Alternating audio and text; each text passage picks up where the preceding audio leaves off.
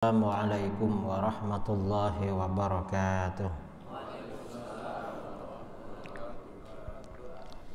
Bismillahirrahmanirrahim. Alhamdulillahi rabbil alamin. Lahul hamdu wa lahul fadlu wa lahul ni'matu wa lahul thana'ul hasan. Asyhadu an la ilaha illallah wahdahu la syarika lah. Wa ashhadu anna sayyidana Muhammadan abduhu wa rasuluh. Allahumma shalli ala sayyidina Muhammadin tibbil qulubi wa dawaiha wa afiyatil abdani wa shifaiha wa nuril absari wa diyaiha wa qutil arwahi wa ghidhaiha wa ala alihi wa sahbihi wa barik wa sallim, amma ba'du. Para asatidz, para buya, para tuan guru yang saya muliakan dan saya hormati, para jamaah sholat subuh Masjid Raya An-Nur, Kota Pekanbaru, Riau, yang saya banggakan dan saya cintai. Alhamdulillah, pada pagi kali ini kita bisa berkumpul di tempat yang mulia ini.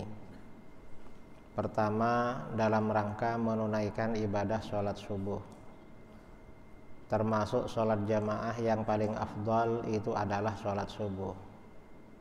Sholat subuh ini sholat berjamaah paling besar pahalanya. Mengapa? Karena ngantuk yang mau bangun itu. Beda dengan sholat maghrib. Yang kedua, kemudian kita lanjutkan dengan kajian subuh.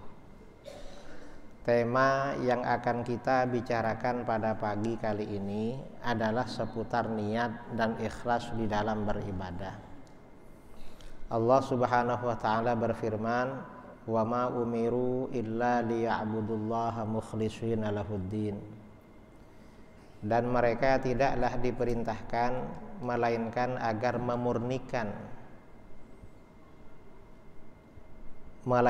agar mereka beribadah kepada Allah seraya memurnikan agama kepadanya. Artinya, apa yang kita lakukan di dalam beribadah ini semata-mata karena Allah, bukan karena siapa-siapa, bukan karena apa-apa. Ini namanya ikhlas. Jadi ikhlas ini memang diperintahkan oleh Allah. Kemudian sabda Rasulullah sallallahu alaihi wasallam, "Innamal a'malu binniyat." Sesungguhnya amal perbuatan seseorang itu tergantung pada niatnya masing-masing. Jadi apapun yang kita lakukan, apapun yang kita amalkan, jangan lupa niatnya yang baik. Wa innama likulli imri'in ma nawa. Dan sesungguhnya bagi masing-masing orang akan diperoleh apa yang dia niatkan. Dan biasanya niatan seseorang itu terlontar melalui ucapan-ucapannya. Kadang sengaja, kadang tidak sengaja. Di dalam hadis ini dikatakan setiap orang itu akan memperoleh apa yang dia niatkan. Karenanya apa yang kita lakukan, aktivitas yang kita kerjakan, dunia maupun akhirat, jangan lupa niatnya. Karena yang diperoleh oleh seseorang itu adalah apa yang dia niatkan. Dan ini banyak kejadian ya, banyak peristiwa. Ini masalah duniawi, belum masalah ukhrawi. Gimana? Kadang ada saudara-saudara kita berangkat kerja ke luar negeri. Misalnya yang dekat-dekat sini, misalnya Malaysia. Ditanya dia, "Kamu ngapain ke Malaysia?" Dia bilang cari kerja. Niatnya cari kerja. Akhirnya apa? Sampai di sana cuma dapat kerja. Mau berangkat, dia pinjam uang modal sama saudara-saudaranya. Sampai di sana hutangnya dilunasi. Setelah kerja mau selesai, oleh bosnya yang di sana, ya dilaporkan sama polis, ditangkap sama polis, dipulangkan ke sini, tidak dibayar. Mengapa? Karena niatnya mencari kerja. Artinya apa? Niat itu ya memang perlu ditata, perlu diperbaiki. Itu niat. Itu niat di dalam urusan dunia, lebih-lebih niat di dalam urusan akhirat. Ini harus lebih lagi. Dan ini masalah niat ini ada hubungannya, ya. Masalah ikhlas di dalam beribadah ini ada hubungannya dengan persoalan lain. Di dalam hadis lain Rasulullah Shallallahu Alaihi Wasallam bersabda, Inna akhwafa ma akhafu ala ummati asyirkul asghar wa huwa riya. Sesungguhnya sesuatu yang paling aku khawatirkan pada umatku adalah syirik kecil. Syirik kecil itu artinya apa? Syirik kecil itu artinya riya. Melakukan sesuatu karena ingin penghargaan, ingin dipandang, ingin penghormatan dari sesama makhluk. Itu namanya riya. Jadi yang paling dikhawatirkan oleh Rasulullah SAW itu adalah syirik asghar, syirik kecil. Kalau syirik akbar seperti menyembah berhala, mengharap pada berhala, itu Rasulullah tidak terlalu khawatir. Mengapa tidak terlalu khawatir? Umat Islam dilindungi dari itu. Kebanyakan umat Islam dijaga oleh Allah. Yang khawatir itu cuma orang-orang Wahabi. Rasulullah tak khawatir, tapi orang Wahabi khawatir. Kalau syirik akbar ini umat Islam dilindungi oleh Allah. Mengapa dilindungi? Itu ada garansi, ada jaminan dalam Al-Quran dan hadis. Kalau di dalam Al-Quran Allah Subhanahu wa ta'ala berfirman, kuntum khaira ummatin ukhrijat linnas ta'muruna bil ma'ruf wa tanhauna 'anil munkar wa tu'minuna billah. Kamu adalah sebaik-baik golongan yang dikeluarkan bagi umat manusia. Jadi umat Islam ini golongan terbaik, di mana kamu senantiasa menyuruh kebaikan, mencegah kemungkaran.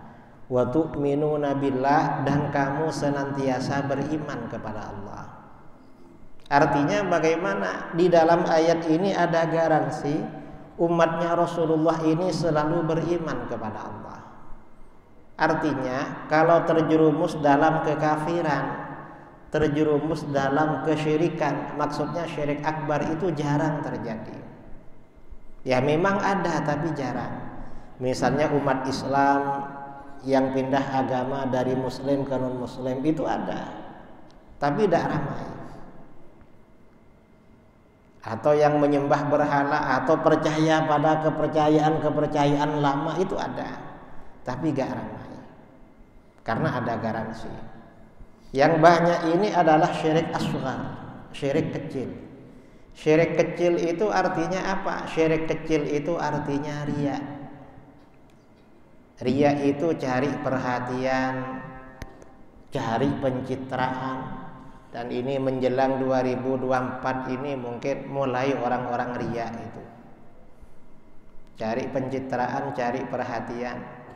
Asalnya gak rajin ke masjid, gak rajin hadir kajian, ada orang-orang hadir kajian dan duduk di depan. Kadang-kadang mulai ada. Itu termasuk riya apa enggak? Kira-kira termasuk apa enggak kalau ingin dipilih itu? Ya mungkin masuk itu. Karenanya jangan terlalu peduli ya dengan orang-orang yang mulai sekarang ini pencitraan terus. Kita agak perlu peduli. Nah, ini ikhlas. Jadi artinya apa? Di dalam beribadah, yang pertama di dalam beramal. Amal ibadah yang kita lakukan pertama kali itu adalah niat. Jangan lupa niat. Dan ibadah yang kita lakukan itu harus dijaga keikhlasannya. Ikhlas itu benar-benar dijaga. Ikhlas itu artinya apa? Ikhlas itu artinya secara bahasa memurnikan. Kok disebut memurnikan? Apa yang kita lakukan ini murni semata-mata karena Allah, bukan karena campuran karena seseorang selain Allah. Bukan karena seperti itu. Itu namanya ikhlas. Dan ikhlas ini saudara, ini ada 3 level, ada 3 tingkatan. Ikhlas ini ada 3 tingkatan, kata para ulama. Apa saja? Yang pertama, tingkatan ikhlas yang pertama, ada orang beribadah kepada Allah. Orang itu beribadah, beramal soleh, bersedekah, atau apapun yang dia lakukan semata-mata karena mengagungkan Allah, karena cinta kepada Allah, karena hanya Allah lah yang berhak untuk dia sembah. Ini ikhlas. Dia beribadah kepada Allah bukan karena ingin masuk surga dan bukan karena takut neraka, tetapi karena apa? Karena cinta pada Allah. Karena cinta, karena rindu. Gak mikir surga neraka, gak mikir. Yang dipikirkan itu Allah. Ini ibadah yang, ini ikhlas yang level pertama, ikhlas tingkatan pertama. Dan ini bukan ikhlas levelnya orang-orang macam kita, bukan. Ini mungkin ini ikhlasnya para aulia ya, para kekasih Allah yang besar-besar itu, para aulia kibar.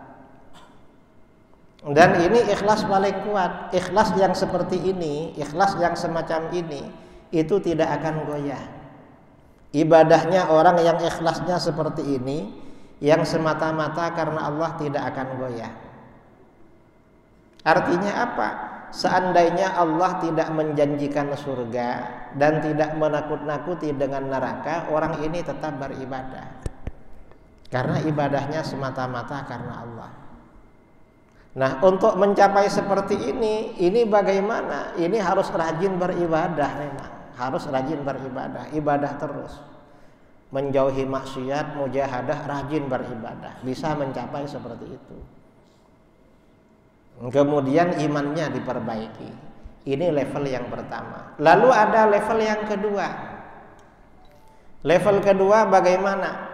Ada orang beribadah kepada Allah.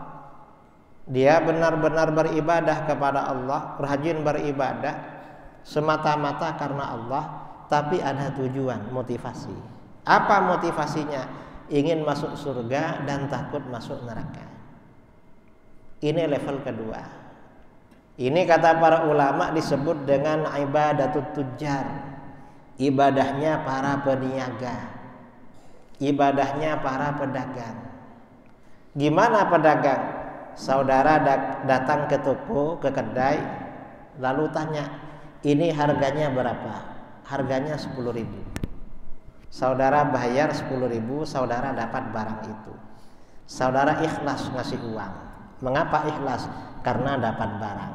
Dia ikhlas ngasih barang sama saudara karena dapat uang. Coba gak ada barang, gak keluar uangnya. Ini namanya ibadatut tujjar, ibadahnya para pedagang. Dan ini tidak sekuat yang level pertama. Mengapa tidak sekuat yang level pertama? Karena seandainya Allah tidak menjanjikan dengan surga dan tidak nakut-nakuti dengan neraka, orang ini tidak beribadah. Untuk apa ibadah? Besok kan gak ada apa-apa. Ini ibadahnya yang level kedua, ikhlas level kedua. Ada ikhlas level ketiga. Kalau ikhlas level ketiga ini bagaimana? Ada orang rajin beribadah kepada Allah, rajin sholat berjamaah, rajin sholat duha, atau amal ibadah yang lain. Tujuannya apa? Dia ingin hidupnya di dunia sejahtera. Karena dia mendengar keterangan dari para ulama, dari kiai. Di dalam Al-Quran diterangkan, wa may yattaqillaha yaj'al lahu makhraja wa yarzuqhu min haitsu la yahtasib. Barang siapa yang bertakwa kepada Allah, rajin beribadah, maka Allah akan menjadikan jalan keluar baginya dari setiap kesulitan, dan Allah akan memberinya rizki padanya dari jalan yang tak disangka-sangka. Saya ini susah hidup mungkin karena nakal beribadah, jarang ke masjid, rajin ke masjid, biar gak susah hidup di dunia. Nah ini artinya apa? Ini ikhlas level ketiga. Dia ibadahnya karena Allah, ibadah kepada Allah, tapi harapannya ingin meraih, menginginkan kehidupan sejahtera di dunia, bukan akhirat. Nah, kira-kira yang ketiga ini kelasnya kita, bukan kelas yang kedua. Jarang orang, kamu kenapa rajin begini? Ingin masuk surga itu jarang. Yang takut itu, kenapa kamu tidak maksiat? Katanya kalau maksiat susah cari kerja. Jadi orang meninggalkan maksiat karena biar di dunia itu enak hidupnya. Banyak yang begitu. Kebanyakan ikhlas level ketiga. Dan ikhlas yang level ketiga ini rentan. Rentan bagaimana? Rentan untuk dilemahkan, untuk goyah. Mudah goyah. Kok mudah goyah? Misalnya saudara misalnya nyalek, ingin menjadi DPR, datang pada Buya, pada Tuan Guru, gimana caranya agar orang ini pilih saya? Orang ini biar pilih saya caranya gimana? Apa amalan yang perlu saya lakukan? Dikasih, kamu tiap malam sholat hajat 12 rakaat. Suruh sholat hajat 12 rakaat. Kamu baca ini. Coba saya tanya, kira-kira kalau orang ini sukses jadi caleg, masih rutin enggak tahajudnya? Masih sholat hajat 12 rakaat? Enggak kan? Kira-kira kalau gagal, enggak jadi, kira-kira tetap beribadah?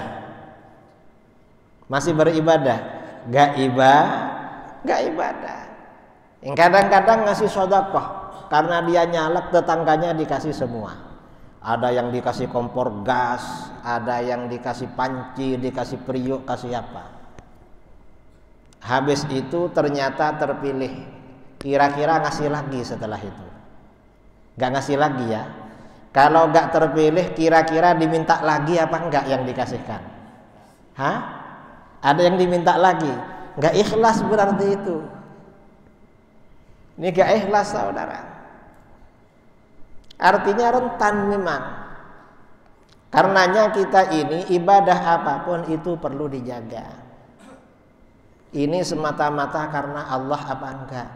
Dan kalau karena Allah, harapan kita ini untuk dunia apa untuk akhirat. Ini perlu evaluasi, perlu introspeksi. Mengapa? Karena di bawahnya level ketiga ini bukan ikhlas lagi namanya. Yang di bawahnya level ketiga ini namanya riya. Kalau orang itu beribadah itu riya, karena pencitraan, karena pamer, ingin dipuji oleh orang, itu gak dapat apa-apa, malah disiksa oleh Allah di akhirat. Na'udzubillah min. Ini ada cerita, diriwayatkan ya di kitab-kitab ulama salaf. Misalnya di dalam kitab Syarhus Sudur bi syarhi ahwalil mauta wal qubur karangan Imam As-Suyuti tentang pentingnya ikhlas.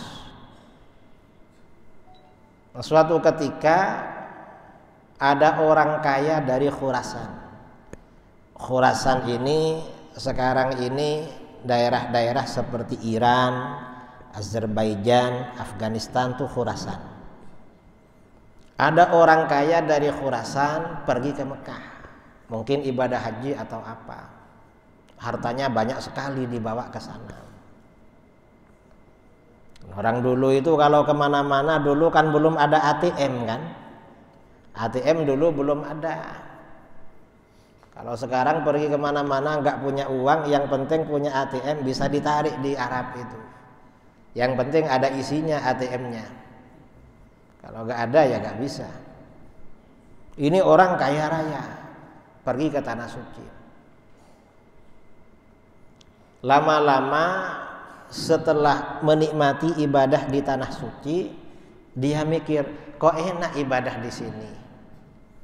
Dekat dengan Baitullah, banyak para ulama dari mana-mana berdatangan, silih berganti. Banyak orang soleh berdatangan ke tanah suci. Akhirnya apa? Dia punya niatan pindah rumah. Karena orang kaya, yang enak beli rumah sini. Cuma keluarga saya ada di Khurasan. Sedangkan harta saya bawa banyak di sini. Gimana caranya? Akhirnya beliau mendatangi seorang ulama, Imam Sufyan bin Uyainah. Imam Sufyan bin Uyainah ini termasuk gurunya Imam Syafi'i. Didatangi Imam Sufyan karena beliau memang sering ikut kajian Imam Sufyan.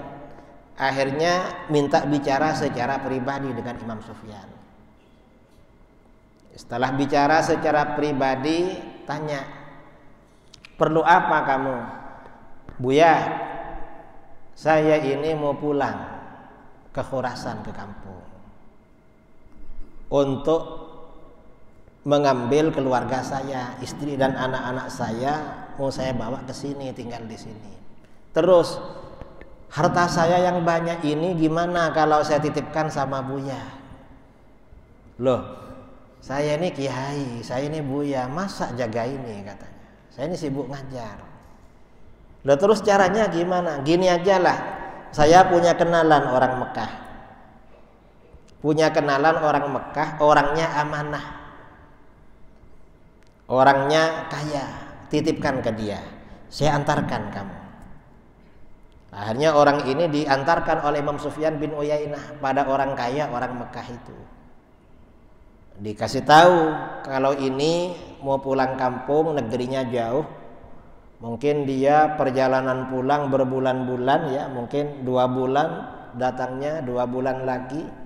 Artinya nyampe lagi mungkin 4 bulan, 5 bulan.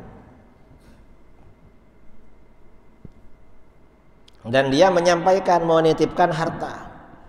Dulu kalau uang itu kan emas.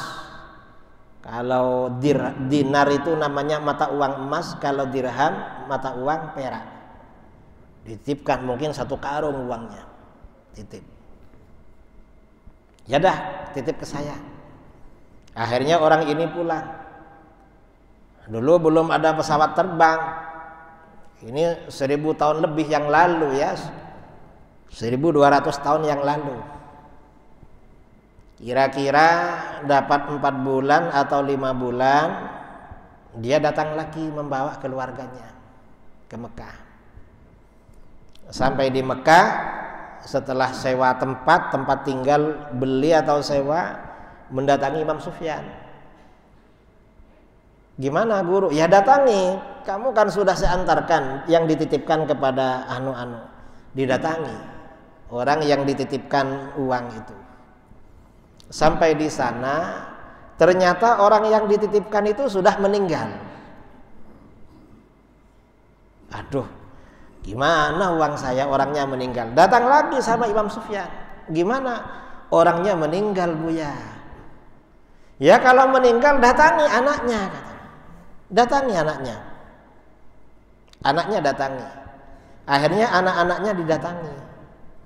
Setelah datang pada anak-anaknya ngasih tahu, gimana? Nama saya ini. Saya dari Khurasan.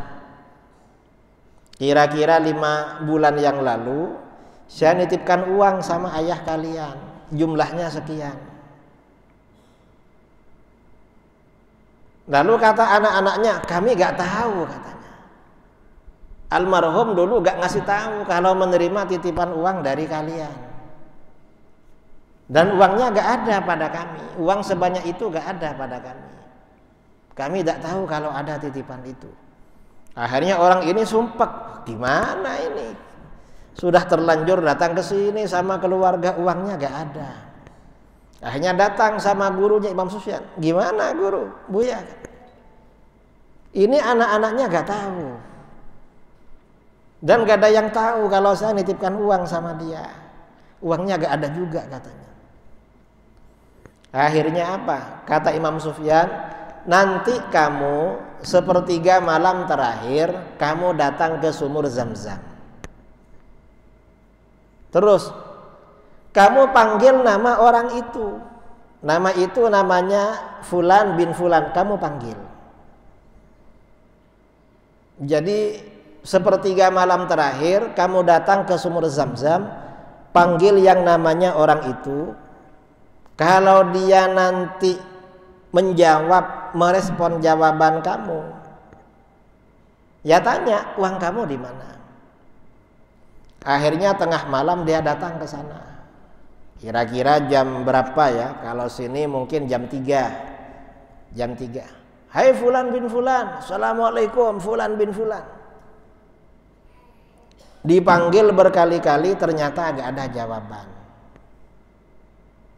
Akhirnya besoknya datang kepada Imam Sufyan. Gimana? Gak ada jawaban Tuan Guru katanya. Gak jawab. Kata Imam Sufyan, innalillahi wa inna ilaihi raji'un. Berarti celaka dia. Karena kata para ulama dalam satu riwayat, orang-orang itu kalau meninggal husnul khotimah, arwahnya itu kumpul di bawah sumur Zam-Zam. Jadi kalau dipanggil di situ akan jawab, dipanggil sepertiga malam. Terus gimana guru?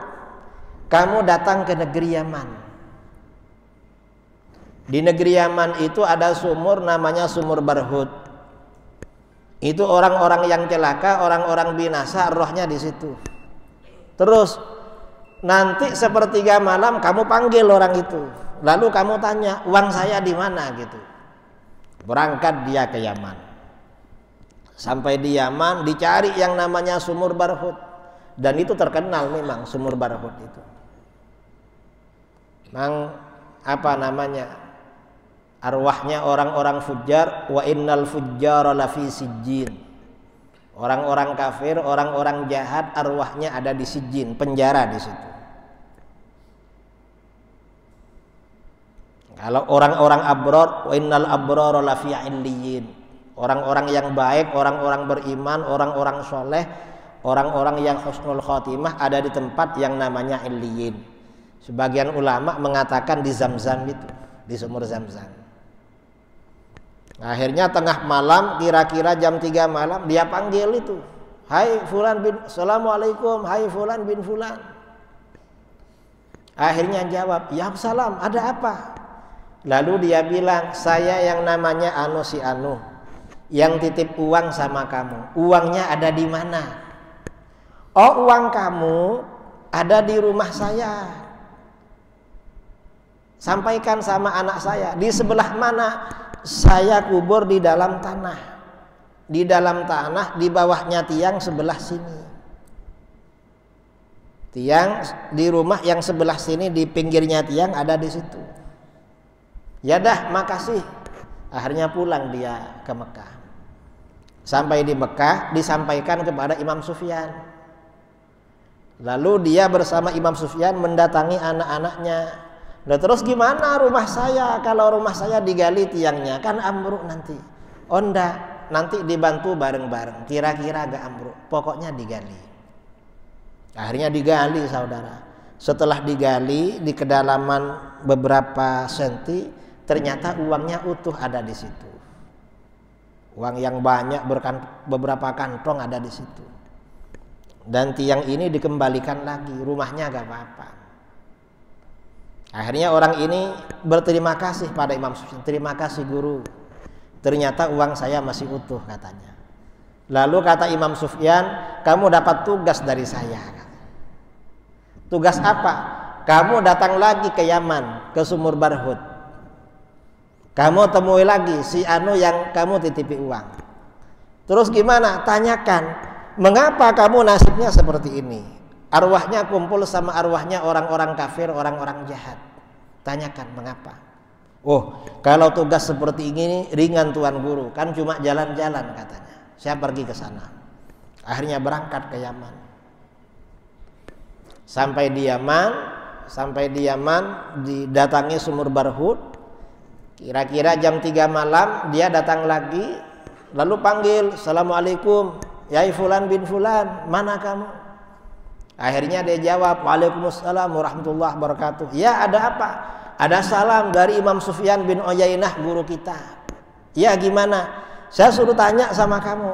Kamu ini kan ahli ibadah, orangnya baik. Mengapa nasib kamu, arwah kamu ada di sini? Kamu ini nasibnya tidak baik. Kenapa? Kata orang itu, saya ini dulu rajin beribadah tapi tidak ikhlas. Saya ini riya, makanya ditaruh di sini oleh Allah, katanya. Ini riya, saudara. Akhirnya dia pulang menyampaikan sama Imam Sufyan. Nah, ini artinya apa? Ikhlas itu penting di dalam beribadah. Ikhlas. Dan riya itu berbahaya.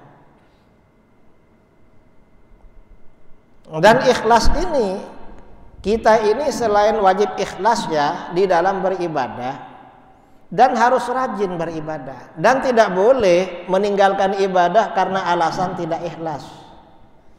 Misalnya saudara ada sumbangan di masjid, uangnya sudah dikeluarkan yang merah. Berapa yang merah itu? 100. Karena kanan kirinya lihat, akhirnya aduh nanti gak ikhlas ini, gak jadi. Ambil yang hijau-hijau yang agak kurang terang tuh, berapa? Yang harganya agak abu-abu itu berapa itu? 2.000. Ah, ini ajalah yang penting ikhlas. Jangan begitu. Gak boleh begitu. Orang itu gak boleh meninggalkan amal hanya karena takut tidak ikhlas. Ya sudah, tetap beramal, minta ikhlas kepada Allah. Ya Allah, saya ini mungkin gak ikhlas, tapi saya minta.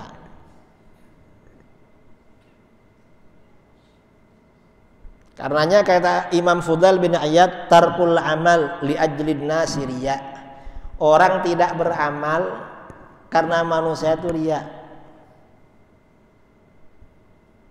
Mengapa kamu tidak beramal, tidak melakukan amal soleh? Takut riya. Itu riya itu, nggak boleh. Wal amal li ajlihim syirkun. Kalau orang beramal soleh karena manusia, itu namanya syirik, syirik asghar. Dikatakan syirik karena ini dosanya dosa besar, tapi tidak sampai kafir. Orang riya ini walaupun syirik, syiriknya bukan keluar dari Islam. Kalau syirik akbar, syirik besar, itu keluar dari Islam. Dan ikhlas ini sulit, saudara. Mengapa sulit? Kadang-kadang kita ini merasa ikhlas di dalam beramal, tapi sebenarnya ada riya di situ. Sebenarnya ada riya. Karenanya orang itu jangan merasa ikhlas, khawatir ada riya di situ. Berat memang menjaga amal. Ini ada ulama salaf. Ada ulama salaf rajin ke masjid. Dan dia ini kalau sholat Jumat selalu datang awal, ada di shaf pertama. Dan dia berusaha ikhlas. Setelah waktu berjalan 25 tahun ya, dia rajin beribadah, duduk di depan terus. Suatu ketika mungkin tahajud malam, kecapean, ke masjid terlambat. Karena ke masjid terlambat, sampai di masjid ternyata masjid sudah penuh, nggak bisa duduk di depan. Dia sudah dikenal kalau biasa duduk di depan. Karena nggak bisa duduk di depan, akhirnya dia merasa malu sama orang. Setelah merasa malu, akhirnya dia introspeksi. Apa kata dia? Berarti selama ini saya tidak ikhlas duduk di depan. Mengapa? Buktinya karena terlambat saya merasa malu. Akhirnya dia menangis kepada Allah. Ya Allah, 25 tahun saya beribadah tidak ikhlas. Artinya apa? Merasa ikhlas tapi sebenarnya tidak ikhlas. Karenanya orang-orang soleh ya, para ulama, orang-orang soleh gak berani merasa ikhlas itu. Jangan-jangan merasa ikhlas padahal gak ikhlas. Imam Ahmad bin Hanbal, siapa yang gak kenal Imam Ahmad bin Hanbal? Imam Ahmad ini kerjanya mengajar. Beliau ini kerjanya mengajar. Hadis yang dihafal itu 1 juta. Beliau ditanya, guru, sampeyan ini mencari ilmu hadis, hafal sekian. Itu kira-kira itu karena Allah apa enggak? Kata beliau apa? Saya enggak tahu katanya. Karena Allah apa enggak saya enggak tahu. Itu berat. Yang jelas saya ini senang pada ilmu, tapi kalau itu karena Allah saya enggak tahu. Artinya bagaimana? Orang seperti beliau enggak berani merasa karena Allah, enggak berani. Apalagi disampaikan saya ini ikhlas. Apalagi ikhlasnya disampaikan. Kamu kok senang bersedekah? Ya, kita itu harus ikhlas. Saya ini ikhlas karena Allah. Jangan macam-macam begitu. Ikhlas kok diberitahukan sama orang. Jangan-jangan bilang ikhlas sebenarnya agak ikhlas. Karena berat memang. Ikhlas ibadah karena Allah itu berat sekali. Tapi orang tuh harus rajin beribadah. Orang beramal soleh, beribadah itu perlu yang rajin. Dan perlu dijaga niatnya agar benar-benar ikhlas. Dan ikhlas itu persoalan yang berat, saudara. Selain karena 3 level, 3 tingkatan, untuk menuju level ketiga saja, itu kalau amal ibadah terang-terangan itu berat. Makanya sebagian amal ibadah itu dianjurkan di rumah. Sholat itu kalau sholat fardu yang bagus kan di masjid kan. Itu sholat fardu. Tapi kalau sholat sunnah seperti sholat tahajud itu di rumah. Makanya sholat tahajud itu tidak disunnahkan berjamaah di masjid. Tapi disunnahkan sholat sendiri-sendiri di rumah. Mengapa sholat sendiri-sendiri di rumah? Agar seseorang itu punya ibadah yang tidak diketahui orang lain. Kalau keluarganya tahu gak apa-apa. Keluarganya ajak sholat. Tapi tetangganya jangan sampai tahu. Jadi orang berangkat ke masjid menjelang subuh baru berangkat ke masjid. Tapi dia mungkin bangun jam 3 atau setengah 4. Mengapa bangun jam sekian? Sholat tahajud di rumah. Dan ini setelah seseorang ini, orang ini kadang-kadang jam 3 malam bangun sholat tahajud. Gak ada yang tahu, senang dia. Karena gak ada yang tahu, ikhlas karena Allah. Kadang-kadang menjaga amal ini berat lagi. Mengapa berat? Kadang-kadang ujub timbul. Kalau orang-orang kecil macam kita ini, ada seorang ulama, ya Habib siapa, ulama besar dulu. Kata beliau apa? Kalau orang-orang macam kita kadang sudah ikhlas, menjaganya berat pula. Kenapa? Kadang-kadang ujubnya timbul. Ujub itu artinya apa? Kagum pada amalnya dirinya sendiri. Tolah-toleh dia mikir-mikir, di sini nih kayaknya saya aja yang sholat malam, yang lain tidur semua. Alhamdulillah, akhirnya ujub. Hangus pahalanya. Dulu ada seorang ulama soleh. Ada ulama soleh.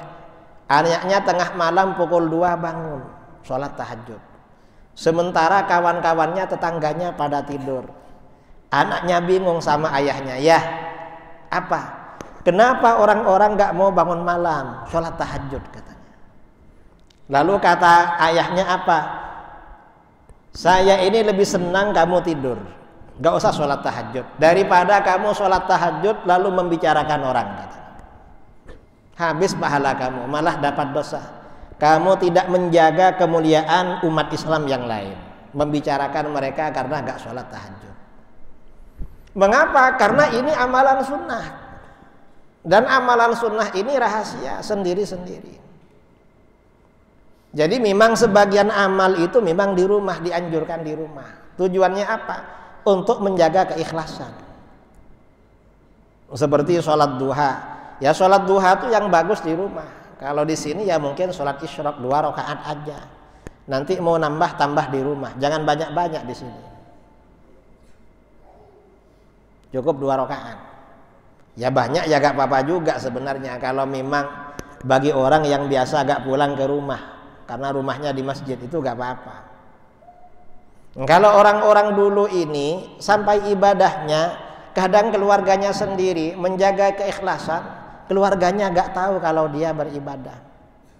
Sebagian ulama dulu, ulama salaf, ada 40 tahun tiap hari puasa, keluarganya gak tahu. Mengapa? Dia pagi-pagi berangkat kerja, oleh keluarganya dikasih bekal makanan untuk sarapan pagi sama makanan malam.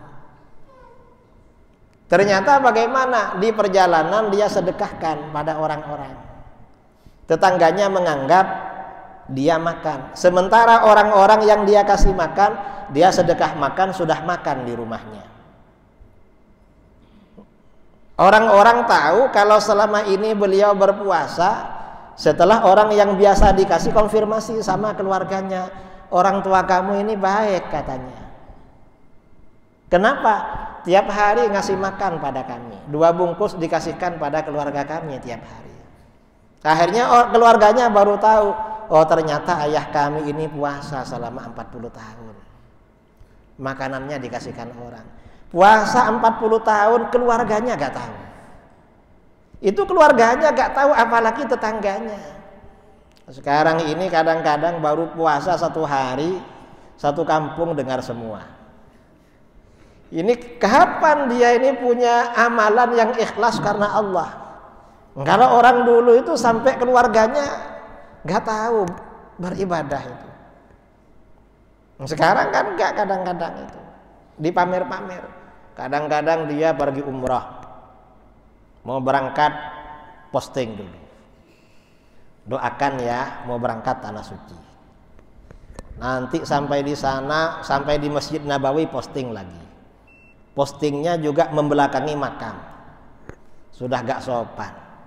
Entah sholatnya khusyuk apa enggak, diposting lagi. Sampai di depan Ka'bah, posting lagi. Seluruh dunia lihat dia.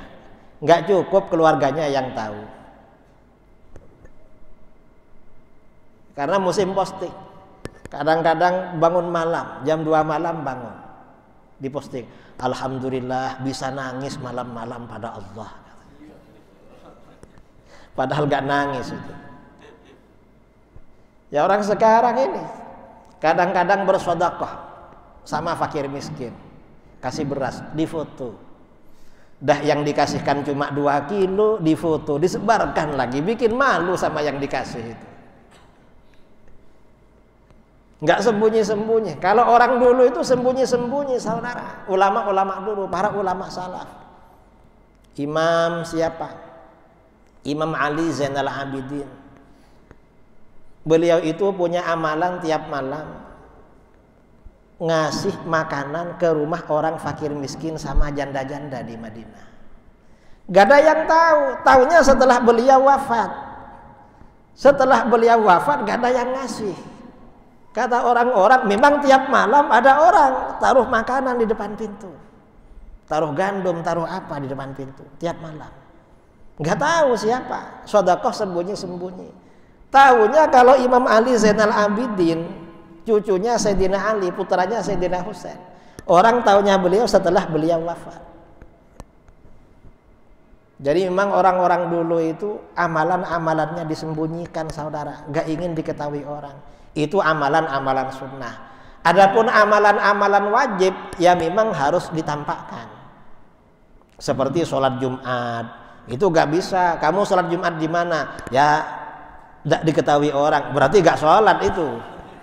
Karena kalau sholat Jumat harus ketahuan, memang syiar itu. Atau misalnya seperti zakat ya, zakat wajib. Kalau zakat wajib itu harus diketahui. Makanya zakat itu kalau dulu ditarik oleh negara. Karena negara memang yang ngurus. Kalau nggak ditarik negara harus diserahkan terang-terangan. Dan nggak bisa sembunyi-sembunyi. Kamu zakatnya gimana? Ya saya sembunyi-sembunyi. Nggak bisa. Berarti nggak zakat itu. Kalau sedekah sir, sedekah rahasia, itu perlu memang dirahasiakan. Itu sedekah. Karenanya amalan-amalan termasuk zikir. Zikir itu yang afdal, yang sir, yang rahasia. Yang paling utama zikir yang sir, yang kira-kira malaikat hafazah tidak tahu itu. Cuma menuju ke sana harus zikir jahar dulu, memang harus rajin zikir, baru zikir sir. Nah ini saudara-saudara, pentingnya kita menjaga ikhlas di dalam beramal. Tentunya kita harus banyak beramal seperti ulama-ulama dulu. Dan amal itu perlu kita jaga. Jaga sebaik-baiknya, jangan sampai orang lain tahu. Biar Allah saja yang tahu. Itu rahasia kita dengan Allah. Setelah itu kita rahasiakan, kita perlu jaga. Jangan sampai ujub. Ujub itu artinya apa? Merasa dirinya orang paling baik di situ. Merasa lebih baik dari orang lain. Kadang-kadang di sekitar kita ibadah sekian. Orang lain lebih banyak dari kita ibadahnya. Orang lain lebih khusyuk, lebih ikhlas dari kita. Kadang-kadang. Cuma kita gak tahu. Karenanya hati-hati masalah ini. Nah, saya kira ini yang perlu saya sampaikan dalam kajian subuh kali ini. Tentang pentingnya ya, perlunya kita menjaga niat di dalam beribadah. Apapun yang kita lakukan itu semata-mata karena Allah. Kemudian selain menjaga niat di dalam ibadah karena Allah, juga ibadah itu harus ikhlas karena Allah. Lalu amal ibadah itu kita jaga. Saya rasa ini yang perlu saya sampaikan dalam kajian subuh. Karena ini Ahad pagi, jadi gak banyak yang bergerak mau pergi itu. Karena memang hari libur. Sebelum kita off, mungkin ada yang mau ditanyakan. Entah seputar Wahabi atau seputar apa begitu.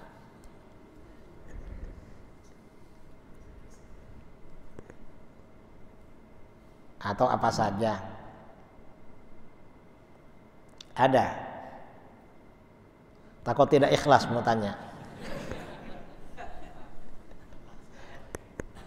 Apa? Ya gimana?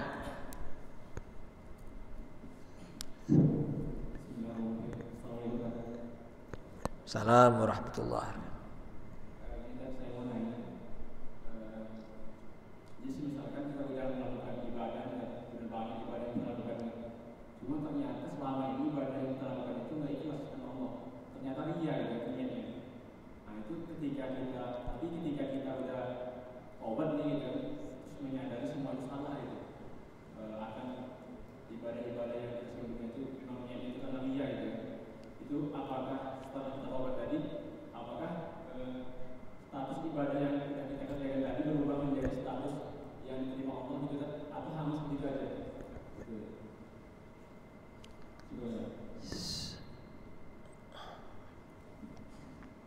Bisa saja ya, kalau ada orang beribadah, dia mungkin karena kebodohannya, karena apa, ternyata tidak ikhlas. Setelah dia tahu lalu bertaubat kepada Allah, bisa saja nanti dia dikasih pahala oleh Allah. Bisa saja. Tapi gak pasti itu. Tapi yang jelas kalau sudah bertaubat dosanya diampuni oleh Allah. Diampuni dosanya. At-taibu minadz dzambi kaman la dzamba lahu. Orang yang bertaubat dari dosa seperti orang yang tidak punya dosa. Kalau dia sudah bertaubat. Ada lagi?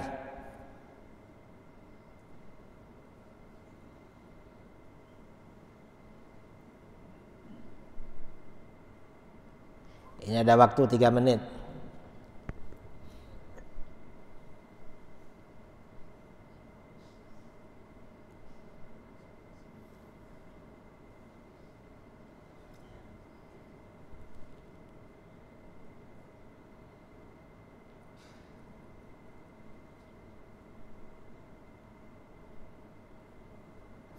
Jadi karena beratnya menjaga ikhlas, sampai-sampai di kalangan ulama sufi itu ada kelompok malamatiyah. Jadi kelompok ini orang-orang yang tidak menampakkan amal soleh karena takut diketahui orang, tapi rajin beribadah. Sampai ada seperti itu dulu. Kalau orang-orang dulu itu ibaratnya punya emas permata, tapi luarnya dilapisi yang kotor biar gak kelihatan. Benar-benar disembunyikan kalau orang duduk. Dan jangan dibalik, sebenarnya isinya kotoran tapi kemasannya bagus. Jadi hati-hati memang.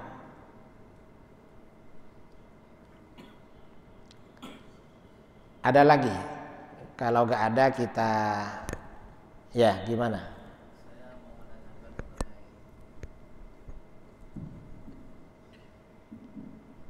Takdir baik dan takdir buruk. Dalam kehidupan sehari-hari kan kadang-kadang ketika di musibah kita merasa ini takdir buruk kita. Apakah itu penyakit, miskin, kecelakaan dan segala macamnya. Tetapi kan di balik situ ada hikmahnya. Dan intinya tidak ada takdir buruk. Tapi di satu sisi kita harus percaya dengan takdir baik dan takdir buruk. Mohon penjelasan Pak. Jadi memang ya, apapun yang terjadi pada kita, menurut akidah umat Islam, akidah kita, kaya, miskin, sehat, sakit, senang, susah, semuanya adalah takdir Allah. Maksudnya takdir Allah itu memang rencana Allah dan ketentuan Allah. Lalu kalau kita misalnya kita ini menerima musibah, sakit apa, maka bagaimana? Ini tuntutan agama kita ini bersabar kepada Allah. Berarti kita disuruh bersabar dan kembali kepada Allah. Kalau misalnya kita ditimpa kesulitan ekonomi atau musibah atau apa, kita dituntut bersabar, kembali kepada Allah seraya mengingat dosa-dosa kita. Mungkin ini penghapus dosa-dosa saya. Saya pantesan, saya banyak dosanya dari kemarin-kemarin. Bisa seperti itu. Tapi kalau yang terjadi ini baik-baik, dapat rizki, pendapatannya meningkat, ya, kemudian pokoknya berhasil, maka tuntutan agama pada kita, kewajiban agama pada kita, kita bersyukur pada Allah. Alhamdulillah, ini semata-mata anugerah dari Allah, semata-mata anugerah. Dan ini dalam semua takdir yang Allah jalankan pada kita, itu biasanya memang yang terbaik pada kita. Yang terbaik seperti itu. Jadi kadang-kadang kita ini tidak kaya, tidak begini. Ini tetangga kerja seperti saya, kok lebih banyak uangnya dari saya. Oh, berarti saya ini dikasih sesuatu yang beda dengan dia. Mungkin ini yang terbaik bagi saya. Kadang-kadang seperti itu bagi seorang mukmin. Orang mukmin itu biasanya selalu berpikiran positif pada Allah. Oh, ini yang terbaik. Sudahlah, ini yang terbaik buat saya. Syukuri aja. Karena kadang-kadang ya kita ini melihat, itu banyak uangnya, banyak asetnya. Saya agak banyak.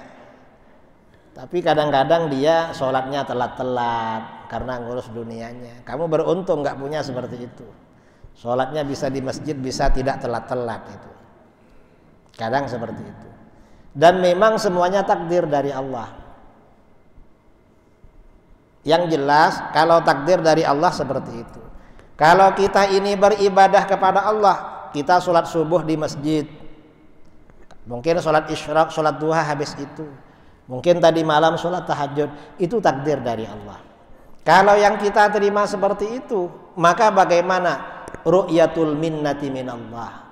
Kita ini harus melihat, harus meyakini bahwa ini semata-mata anugerah dari Allah. Bukan karena kita ini hebat. Saya ini puasa berarti hebat, salah itu. Kita ini berpuasa berarti Allah memberikan anugerah ibadah pada kita. Sama dengan ketika kita bersedekah. Ini bukan karena kita hebat, bukan. Mengapa? Allah memberikan rizkinya orang lain melalui kita. Anugerah pula dari Allah.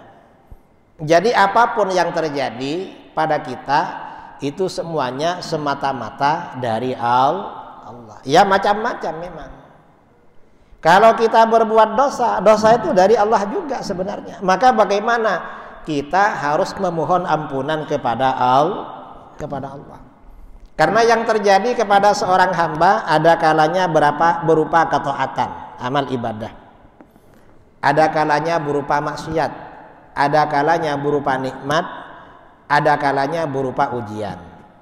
Kalau yang terjadi itu berupa ketaatan kepada Allah, amal ibadah, tiba-tiba kita ini kok senang beribadah, senang datang kajian, senang ngaji, maka kewajiban kita ru'yatul minnah. Harus tahu, harus yakin ini anugerah dari Allah. Kalau bukan anugerah dari Allah gak bisa ke sini. Mengapa? Tetangga saya lebih sehat dari saya, gak bisa ke masjid karena gak dapat anugerah dari Allah. Kalau yang terjadi pada kita kemaksiatan, maka bagaimana? Harus istighfar. Dan orang itu boleh, alasan takdir itu boleh karena maksiat, tapi harus istighfar. Tapi kalau dibuat bangga-bangga gak boleh. Kalau sebelum melakukan maksiat gak boleh. Misalnya bagaimana? Kamu kok maksiat? Ya takdir dari Allah. Kalau bangga gak boleh itu. Ya memang takdir, tapi kita harus merendahkan diri pada Allah. Harus tawadhu. Harus bertaubat, harus istighfar. Kalau sebelum melakukan gak boleh. Misalnya ada orang mau pergi ke tempat maksiat. Kamu mau kemana? Saya mau ke sana. Mau apa? Maksiat bareng-bareng sama kawan. Loh, kok mau maksiat? Takdir dari Allah. Gak boleh begitu itu. Tapi memang takdir, orang maksiat memang takdir. Maka bagaimana? Berarti kita harus bertaubat, memohon ampunan pada Allah. Kalau yang terjadi pada kita ini kenikmatan, ya bersyukur, alhamdulillah, ini semata-mata nikmat dari Allah. Kalau yang terjadi ujian, ya berarti bersabar memang. Jadi seperti itu. Yang terjadi pada manusia tidak lepas dari 4 perkara: taat, maksiat, nikmat, kemudian ujian. Pasti itu. Ada apa? Hah? Azab. Ada lagi? Terakhir ya, terakhir.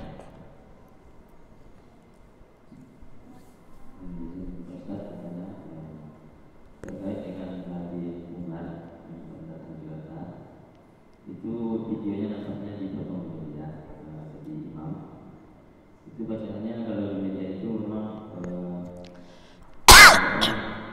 tajwidnya jelas, lalu disandingkan dengan imam Salafi yang bacaannya fasih.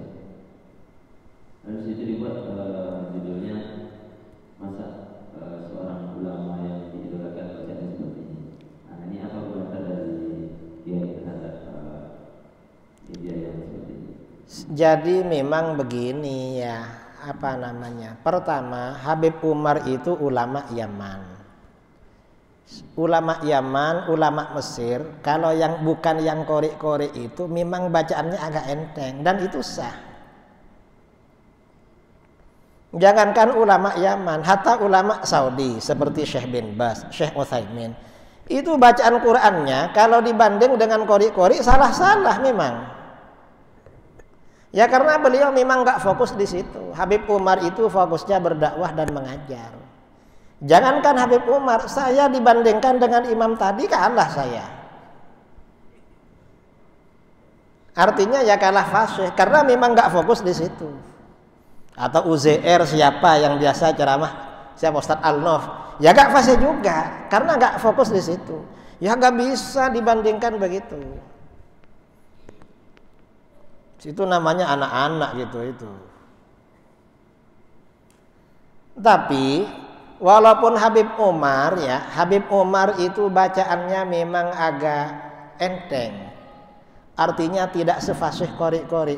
Salat di belakang beliau lebih khusyuk daripada salat di belakang imam yang fasih-fasih itu. Buktinya apa? Orang yang mendengarkan ceramah beliau itu kan banyak yang berubah setelah itu. Pengaruhnya ada.